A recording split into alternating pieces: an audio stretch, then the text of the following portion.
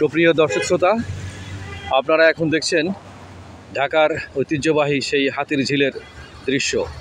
এই হাতির ঝিলের এই অবস্থা এক বছর আগে ছিল না। মাত্র এক বছর আগেও পরিষ্কার পরিচ্ছন্ন টলটলে পানিতে মানুষ ভ্রমণ করত। এখন এর চারিদিকে ময়লা আবর্জনার স্তূপ।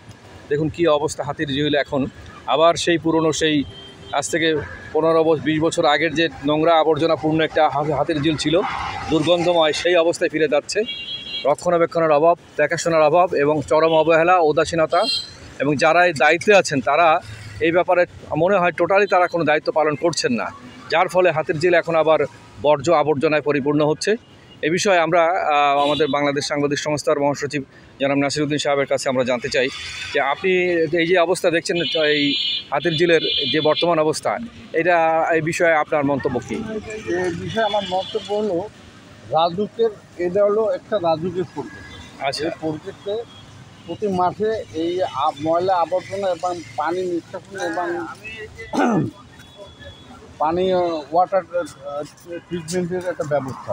আচ্ছা, সেখানে দেখা যায় যে এই পানিতে যে ময়লা এবং এই যে আশেপাশের যে বাড়িঘর আছে, এই বাড়িঘরগুলো হলো যে এই গঞ্জে এরা থাকতে পারে না। আর আপনি যে দেখছেন এই যে ময়লা আবর্জনার যে স্তূপগুলো দেখা যাচ্ছে চারিদিক থেকে ফেলছে, এখানে মনে হচ্ছে যে ময়লার ভাগাড়ে পরিণত করছে চারিদিক থেকে, একেবারে চারিদিক থেকে ময়লা ফেলার হিড়িক পড়ে গেছে। অথচ এটা দেখার জন্য, রক্ষণাবেক্ষণ করার জন্য ইতিপূর্বে ব্যবস্থা ছিল, এখন তো সেটা নেই। রক্ষণাবেক্ষণের জন্য এই জায়গায় সিটি কর্পোরেশন, হ্যাঁ সিটি কর্পোরেশন, এটা রাজুকের রাজুকু তো এটা দেখাশোনা করছে না। প্রতি মাঠে এখানে ওই এই যে ময়লা আবর্জনা, তারপর এই সমস্ত ব্যাপারে শ্রমিক আছে, এদেরকে প্রতি মাঠে এদেরকে বেতন দেয়। এরা এখনো বেতন নেয়, এরা কোনো কাজ করে না।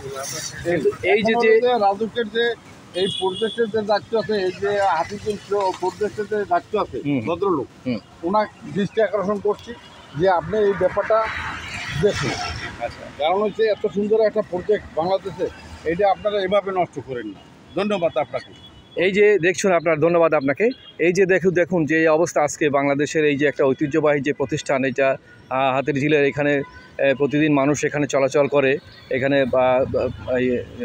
আপনার লাইফ বোট আছে, এখানে চলাচলের জন্য সুন্দর একটা ব্যবস্থা আছে, কিন্তু সেইটিকে এইভাবে নোংরা আবর্জনায় যদি পরিপূর্ণ হতে থাকে, তাহলে দুদিন পর এটা চলাচলের অনুপযুক্ত হয়ে যাবে। এবং এর জন্য যারা দায়ী তাদের বিরুদ্ধে ব্যবস্থা গ্রহণ করা জরুরি, বিশেষ করে যারা এটা রক্ষণাবেক্ষণের দায়িত্বে আছেন। এবং এর চারিদিকে যদি উঁচু করে বেড়ার মতো দেওয়া যায়, যাতে ময়লা আবর্জনাকে ওইদিকে ভেতরে নিক্ষেপ করতে না পারে, সেটার ব্যাপারে দৃষ্টি আকর্ষণ করছি, যাতে চারিদিক থেকে আপনার নেটের ব্যবস্থা করে দিতে হবে, এমনভাবে যাতে এখান থেকে ময়লা এদিকে কেউ ফেলতে না পারে। আর এই যে পানির যে রং এবং পানির যে দুর্গন্ধ ছড়াচ্ছে, এটা ভয়াবহ আকার ধারণ করছে।